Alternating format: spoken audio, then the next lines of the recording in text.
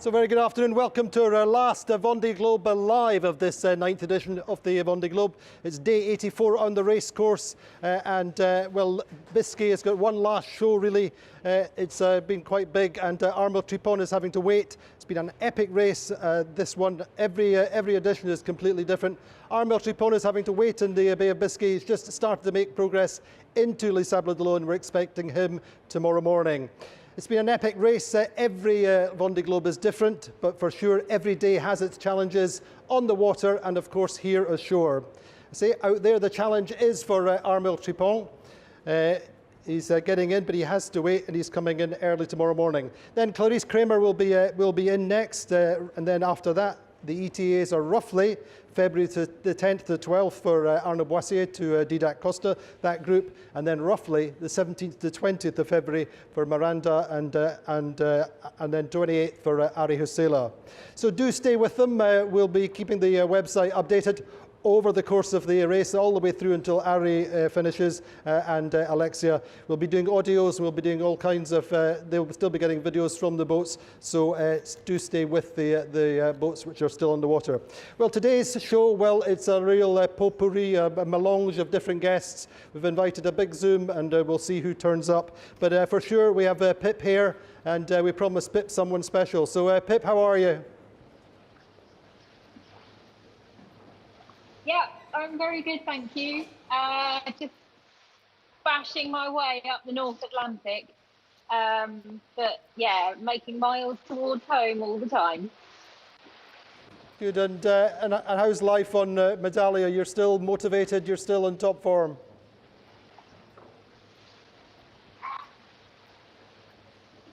Yeah, I am. I mean, this is not the most comfortable point of sail on this boat. In fact, it's really pretty awful. But yeah, I'm so close to the end, and I've put so much into it so far. I'm not gonna let go now. So I'm gritting my teeth, and we are powering through it. So listen, Pip, we promised you a special guest, and we have a royal guest for you. I hope we have Jean Le Cam. Jean. Un petit mot pour Pip. Ah, wow! Et bonjour, bonjour Pip. Écoute, vraiment, tu m'as capté parce que tu es rayonnante. Tu rayonnes de sincérité, tu rayonnes de bonheur. Et ça fait plaisir, et je serai à ton arrivée parce que j'ai envie de te connaître. Well, there you go, Jack. Yes, Pip. John is saying to you, you are like a son, and that's really a big sincerity, and he's very happy to see you coming back home, and you are so smiling. It's for him, for Jean Le Cam, it's a good thing to see you back to France. There you go. Jean, thank you very much. Thank you so much for joining us. Okay, thank you. I don't speak English very well, but I try to understand what's happened with Piper. It's not necessary it's just to see the attitude, and that's the principal. Oui. C'est parfait, Jean. Merci beaucoup. Merci, Jean. Thank you. So there you go. What do you think, Pip? What do you think of that then? Le Roi Jean, especially for you. Okay.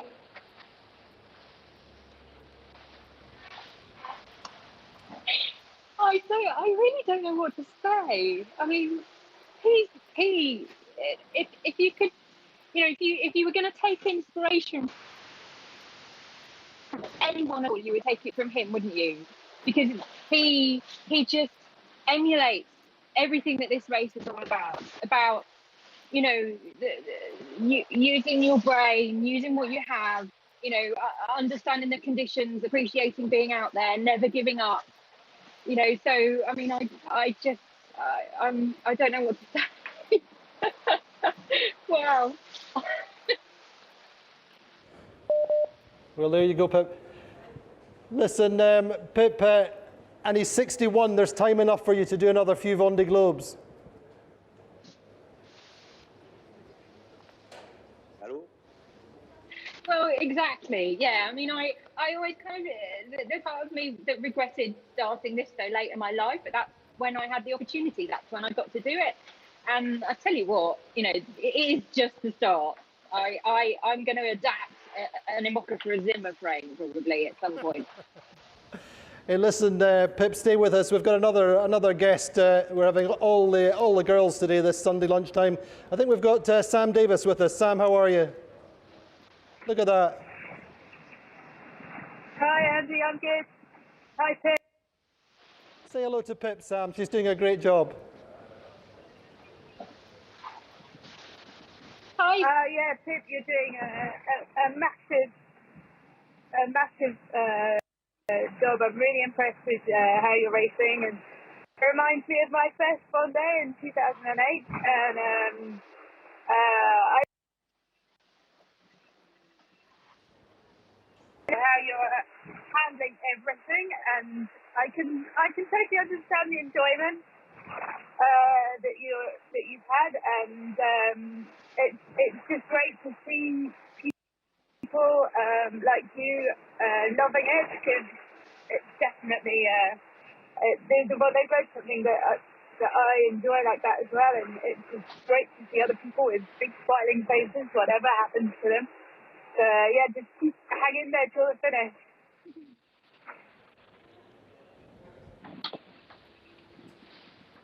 Thank you. I remember actually in 2008, I remember reading a feature on you in Yachting World, I think it was, and the title of it was "Someone's Having Fun," and there were just loads and loads of pictures of you having an absolute blast, and I was like, that's how I want to do it. There we go. Listen, I don't know whether this is going to work, but let's try and bring Dee Caffari in and join the lunchtime party. Dee, have a word with your friends. Well, I feel flattered to join this elite group. Sam and Pip, both of you deserve all the credit, and you've just done such a great race. And I'm so proud to know both of you, and I'm cheering you on all the way to the finish. Just both of you smile, both of you love it, and both of you tell us your story so well. So thank you from everyone to you guys. Thanks, Dee. Listen, Jacques was just going to say a quick hello to We Pip. miss you, Dee. Jacques, say hello to Pip. Yes, hello, Pip. It's so marvelous to see you with a lot of smiling, and you are really a very big sailor. I was really, really impressive when you changed your rudder. It was so difficult, and you did it. It's for us all your talent. I can say a big good chapeau for you. It's formidable. Hey, there you go. Listen, Pip, we'll leave you just now, and we will stay in touch with you all the way to the finish. And of course, we'll have a big welcome in Les Sables d'Olonne for you when you get in. Thanks, Pip. So, Sam, tell us how you're getting on the initiative Cur just now.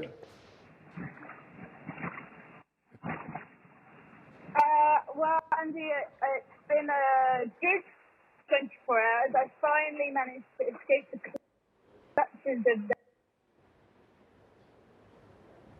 couple of days, and I've actually finally managed to put my spoils back out, which I haven't really used very much because the conditions have been so terrible. And managed to get flying again, but sometimes a little bit too much because the sea stroke's pretty bad. So I'm taking it carefully as well, not going because there's no point breaking it.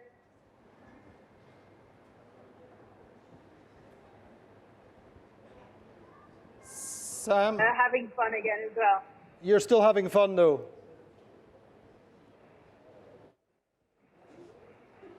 Yeah, right now I think I'm probably having more fun than if I'd have been racing, because it's a pretty stressful area, this South Atlantic, and especially when you get stuck in no wind. And I'm just making the most of the climate, which is nice. There's wind, I'm going fast, and I know things are not easy on land. It's been frustrating watching the race, and I've been sad not to have, been up there, but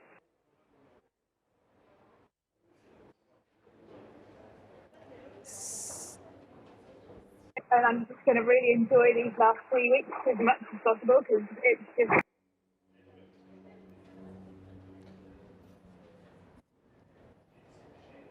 Okay, Sam.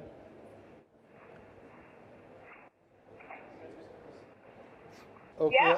Yeah, just wondering what your thoughts are on the next race. I mean, you must be thinking about it all the time as you go around. What would you like to change in your program? Oh, sorry, we think we've lost Sam, unfortunately. Anyway, we have another live skipper in just a few seconds. Let's go to Mike Golding then, and Mike is with us in England. On the Vendée, though. Indeed. Not a live skipper. I'm not on the Vendée. So. No, of course not. Mike, how are you? What's your thoughts on these finishes? It's been an incredible finish. It's been an amazing finish, and it's great to see Sam and Pip. It's been a really special race, I think. Strangely, partly because some of the pre-race favourites were knocked out so early, and you had a very evenly matched group, and so it's been extremely close racing and a very exciting finish, which we didn't know until it was done. So quite extraordinary. Okay, and let's have a quick word with Ryan Breymaier, who's in France. Ryan, you're obviously very close with Boris. How is Boris, and how's the team feeling overall? Well, the objective in the beginning was never to win the race. Boris didn't have a brand new boat, and he felt that just his goal has always been to finish the Vendée Globe, and we've done everything we could to accomplish that, and we did. Talking to him before I left to come back home, he said to me, it's actually probably pretty good for the program what happened, because if I had finished second, I probably wouldn't be that hot to do it again. But now I've left myself so much room for improvement that that it seems like a good idea, to come back and do something again, So his attitude is very positive, and we're all very proud of what went on. We are very, very proud technically of the way the boat performed and the amount of reliability that it had. And for us, that was always the key word, because that to us is how you do well at the Vendée Globe. And notwithstanding a little hiccup at the end, which it changed his result, but it didn't change his race. So we're just looking ahead, basically. And we had Chris Musler on the other day. He was saying that Ryan Breymaier was thinking about doing the race. I'm always thinking about doing it. Always. It's such an amazing thing, and it can be so inspirational. And the week I spent up there with you guys, you can't imagine the number of people that said, "Why aren't you doing this race? Why aren't you doing this race?" And I've been I had sort of moved on, and it did rekindle my desire, that's for sure.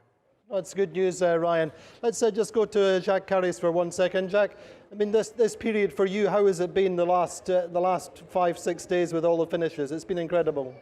Yeah, yes, really, it was incredible to see so close all these boats. That also because the competitors are very good preparation, and that's good for the sport, of course, to have a so narrow finish.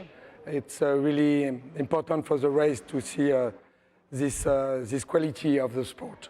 But pretty tough for you, pretty hard work. Yes, it's tough, but I have a good team with me, and we follow the 15 other boats on the race. Of course, they are not arrived, so it's important to follow the people on competition too. And we have still 15 people at sea, so we have to follow them, of course, very important.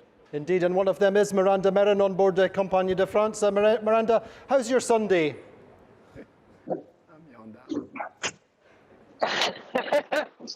It's starting to improve. It didn't start very well because since yesterday afternoon, and until about an hour ago. I've had these enormous clouds, and I can see there's 200 miles long band of it on satellite image that have just been playing havoc with the wind. And it's only just now starting to build, so it's still going to take direction and strength, but at least it's starting to get some speed up again. So yeah, it looked more like the doldrums and the trade winds, totally overcast sky, huge clouds. Now it's starting to look a bit more like trade winds again. You're still enjoying every day, Miranda? I mean, it's going to be over at some point in the next 2 weeks, something like that? Oh, in the next 3,000 and something miles. I am doing my best to enjoy it as much as possible. I almost had a sense of humour failure with the wind, or lack of, but not quite. Good. Let's see if Dee's got a question for you. Dee Caffari is with us in England. Dee, say hello to Miranda. Hi, Miranda. It's so good to see you having such an enjoyable race, and you're doing such a lovely job. I just want to know, are you listening to music? Because I have memories going around Britain with you, with your radio every day, mainly for the weather forecast, but I suspect there's a little bit of music going on that boat. No music at all. I didn't bring any music. I listened to the boat. But actually, for the record, yes, the radio was to listen to the shipping forecast on BBC Longwave, and also the last forecast, the midnight one. First of all, there's the music sailing by, then there's the long forecast, and then there's the national anthem. And on another round Britain and Ireland race with Sam, but with other people on board who were not British, Sam and I both stood up and with our hands on our heart for the national anthem in the middle of the night. And I'm not quite sure what the rest of the team thought of that. Well, that was a really fun session sailing with you and Sam on that round Britain, and I enjoyed it. But most importantly, Miranda, have you got enough tea to get you home to the finish line?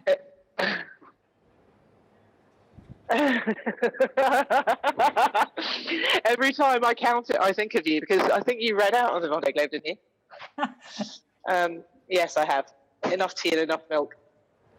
Phew. Good. Listen, thanks so much. And so anyway, I think of you every few days when I calculate my stock.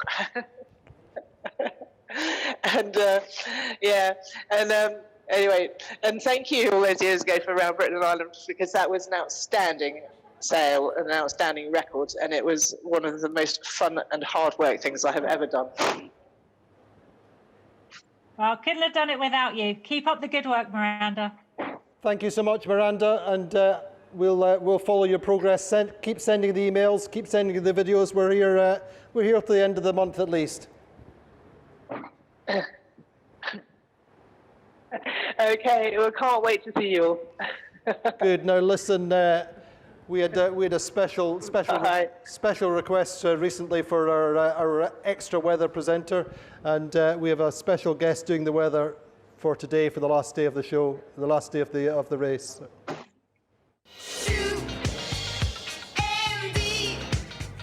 Well, thanks very much, everybody. That's the Meteo, and let's have a quick look here. We've got Charlie Dallin on the Apivia. Here he is. Salut l'équipe, c'est Charlie.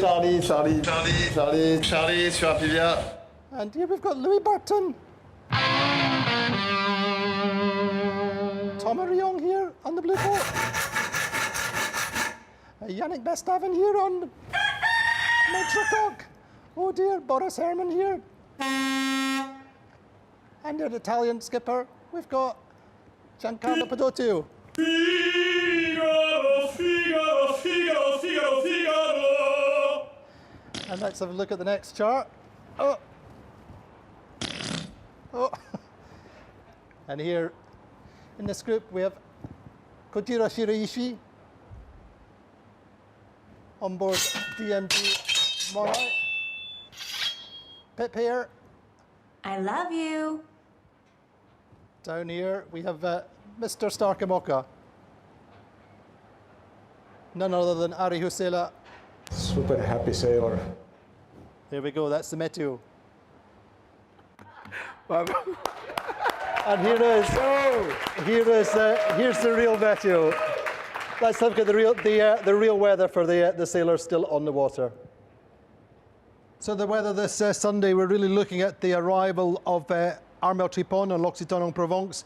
Just been waiting down off the Portuguese coast and the North Spanish coast. He's now coming round the corner at Cap Finisterre and into the Bay of Biscay. He's got about 30-35 knots this morning, and he'll get up a little bit, just under 40 for his way in. So very difficult conditions and big seas when he finishes. So it's going to be difficult for Armel Tripon, finishing probably tomorrow morning first thing.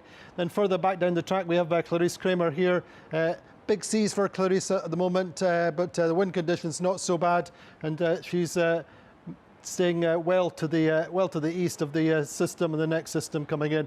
Then on the other side of the high pressure, well, not so bad conditions at all. In fact, very light with southeasterly breezes just now on the underside of this high pressure system, the Azores high for Roman Atanasio. So that's the situation with this group. Second group, really those just north of the equator and heading up. All in the trade winds, as we've said over the last few days. It's all about speed and power just now.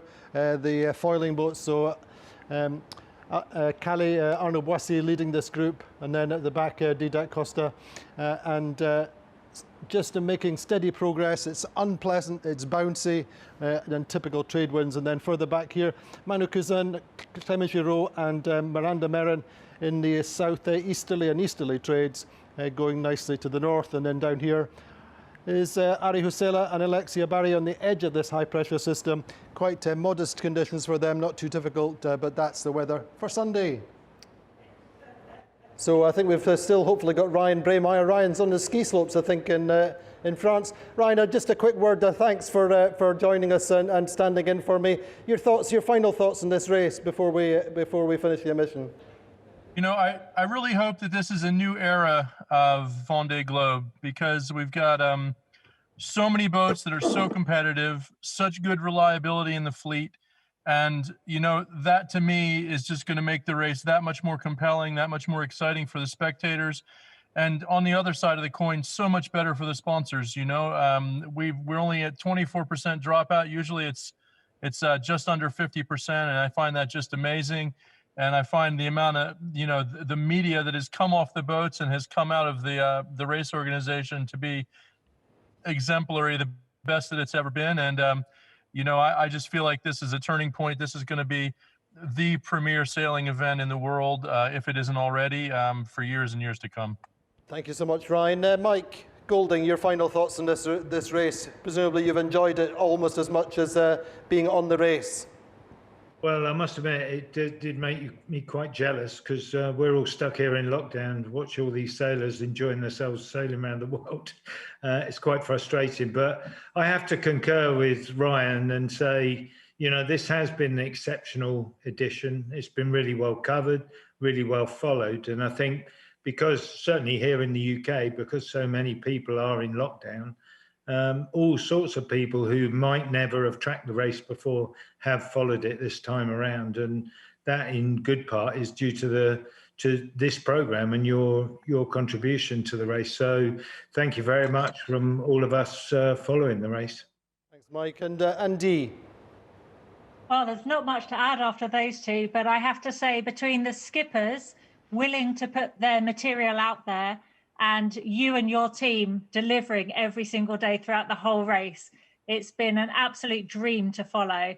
It's brought back a lot of emotions and memories and a lot of inspiration. We can take a lot of inspiration from these sailors and everything they've just gone through for the last 80 plus days and are continuing to do. So thank you to the organisation for a great race. Thank you to the sailors for delivering, and thank you for you delivering every day. We're all going to miss you, Andy, and the team. I'm going to miss you too, Dee, don't worry. Listen, not every day goes perfectly to plan. I love to keep the guys in the regie on their toes, but sometimes I make the little bit of a hiccup, and this was one of these little hiccups with Clarice Kramer, and this is every day's a school day in the Vendée Globe. I was wondering how you said the Alizé... The trade winds. Trade winds? That's right. Every day's a school day on the Vendée Globe, Clarice. Now listen, Armel Tripon is trying to catch you before the finish. Do you think he has a chance? No, Armel is trying to catch Maxime. Armel is way ahead of me right now.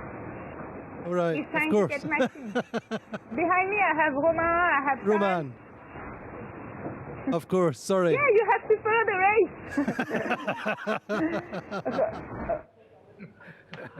Well, there you go. I was a little bit tired that day. Jacques, your thoughts on this race in general? I mean, it's been incredible. There's still a lot of sailors to come in. We still follow them. Yeah, sure, we have to follow them. There are 15 navigators on the race too, and we have also Sam Davies to follow. We are so happy they can make his dream to finish the race. And so for us, with race management, it's important to be all together to follow the last boat competitors coming back to France. And we are so happy there. Everybody is in the Atlantic. And I have also a big sauce for the no finisher, because I know how much they invest in this race. And when you did not finish, of course, it's very sad, but I'm sure they will come back. They will. Jacques, special thanks to you and the team at the DC for your work. It's ongoing. It's been a pleasure as always. I'd also like to thank all the guys in the regie who work extremely hard. They always follow my last-minute off-piste decisions and absolutely do a fantastic job. Also, the French team, the French redaction team have done a fantastic job, super supportive all the way through the race. The digital team, all the young guys for their enthusiasm and advice and everything else. The editors in particular, Fred and Manu, who again, I go to the very, very last second and say, could I just have a little something? C'est toujours un grand plaisir de travailler avec vous. Fred and the guys, and all my regular guests who have been on with us all the way through. So principally Mike, Dee, Johan Richaume, Will Harris and co. They really have helped all the way through. One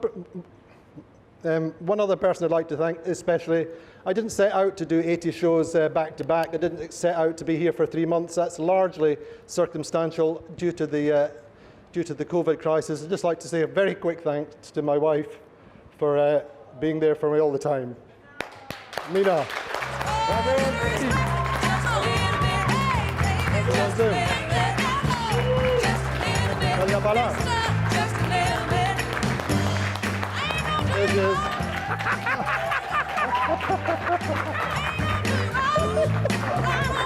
Merci beaucoup.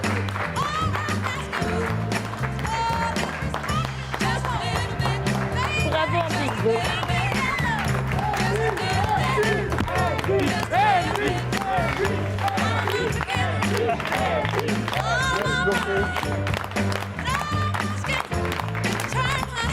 Thank you so much.